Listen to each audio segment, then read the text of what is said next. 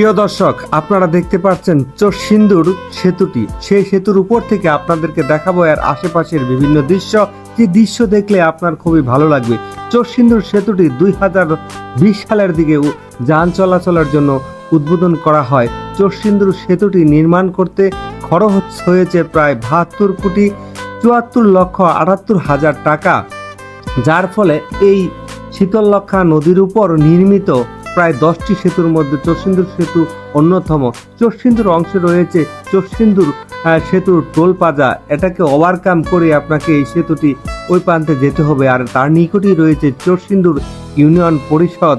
আর এই চরসিন্দুর সেতু এবং শীতললক্ষা নদী মিলে হয়েছে একটি সৌন্দর্যের এক অপরূপ স্থান, যে স্থানে মানুষের আনাগোনা দেখা যায় সবসময়।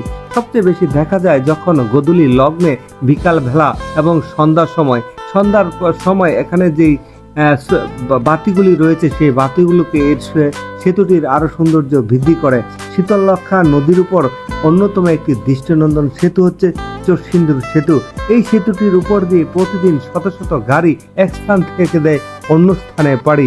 এখান থেকে গাজীপুর প্রায় 25 কিলোমিটার দূর, আবার এখান থেকে ইটাখলা 9 কিলোমিটার দূর।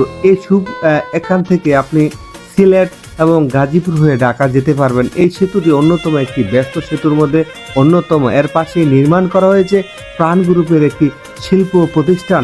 ফলশ্রুতিতে এখানে সৃষ্টি হয়েছে শত শত মানুষের কর্মসংস্থান। সেই শিল্প প্রতিষ্ঠানটা আপনারা এখন দেখতে পাচ্ছেন। এটা হচ্ছে কালীগঞ্জ অংশে, যেটা হচ্ছে কালীগঞ্জের সীমানা শুরু। এই সেতুর উপর থেকে অনেক মানুষ অনেক ছবি তোলে। সবাইকে অসংখ্য ধন্যবাদ।